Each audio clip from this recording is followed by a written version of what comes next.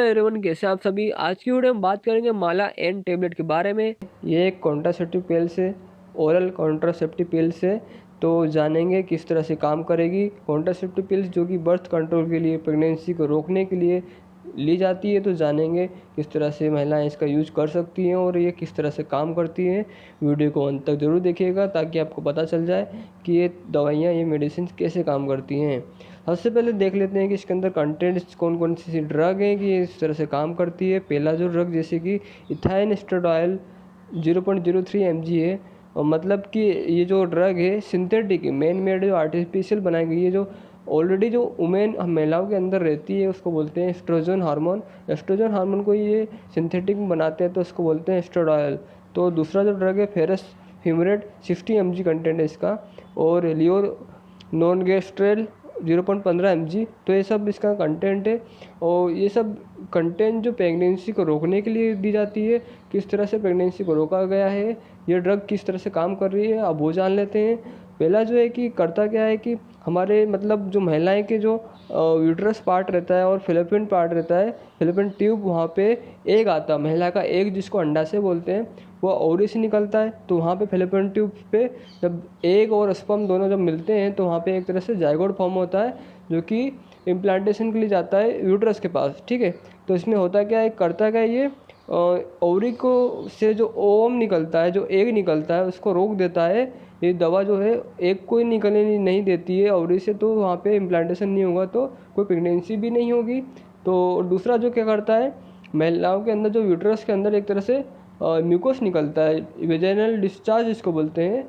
वहाँ पे एक थिक मोटा सा पदार्थ निकलता है, वहाँ पे वो ज़्यादा निकलता है इस दवा खाने से। तो उसमें होता क्या है कि जब भी स्पर्म वहाँ पे जाता है तो जो उसकी मोटिलिटी, जिसको बोलते हैं हिंदी में मूवमेंट, जो कि उसकी स्पीड एकदम स्लो कर देगा। तो क्या रहता है कि स्पर्म की जो लाइफ साइकिल रहती है 2 या से 3 से या भी 5 दिन तक रहती है। तो वो जब लाइफ साइकिल कम हो जाती है, स्पीड अब कम होगी, तो वो वहीं पर वहीं रहेगा, आगे बढ़ नहीं पाएगा। तो वहाँ पर उसकी ऑटोमेटिकली डेथ हो जाएगी। इस तरह से वो ओवम के पास जो एग है वहाँ पे मिल नहीं पाएंगे, एग और स्पर्म साथ में, तो जाइगोट फॉर्म हो नहीं पाएगा और इम्प्लांटेशन भी हो नहीं पाएगा इस तरह से। तो फिर वो प्रेगनेंसी भी नहीं कर सकते। तो इस तरह से प्रेगनेंसी का दूसरा फैक्टर ये है कि म्यूकोस फॉर्म कराती है दवा और एग को वहाँ पर रोक देती है। ठीक है। और तीसरा जो है कि कैसे काम करती है कि एंडोमेट्रियल जो वॉल होती है यूट्रस की, उसको थिक बनाती है। ठीक है।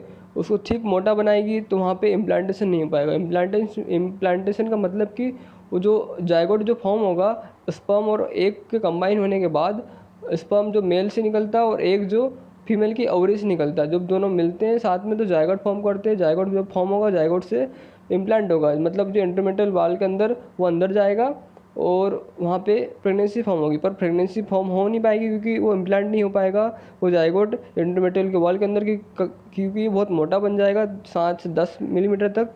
तो वहाँ पे जाइगोट फॉर्म नहीं होने के कारण इम्प्लांट नहीं हो पाएगा। तो इस तरह से प्रेगनेंसी को रोका जाता है। तीसरा जो फैक्टर हो गया। अब जान लेते हैं कि अगर आप ले रहे हो तो कैसे ले रहे हो, कैसे लेंगे, ये आपको डॉक्टर अच्छी तरह से बता पाएंगे। और फिर भी जब भी आप प्रेगनेंसी, तो जिसको महिला को प्रेगनेंसी हो रही, जब जो प्रेग्नेंट महिला है वो बिल्कुल दवाई ना लें। और दूसरा फैक्टर है कि अगर आप किसी को ब्रेस्ट फीड कर रहे हैं, मतलब कि किसी को दूध पिला रहे हैं, तो वहाँ पे भी ये दवा ना खाएं। और साथ ही साथ जब प्रेगनेंसी, जब आपका जो ओवुलेशन जब फॉर्म होता है, जहाँ पे आपकी मेंस्ट्रुएशन, जहाँ पे आपके पीरियड्स चल रहे हैं, उसके बाद ही 7 से 8 दिन बाद ही इसको लें। और बेटर है कि डॉक्टर से भी सलाह लें कि किस तरह से आप इसको ले सकते हैं। ठीक है।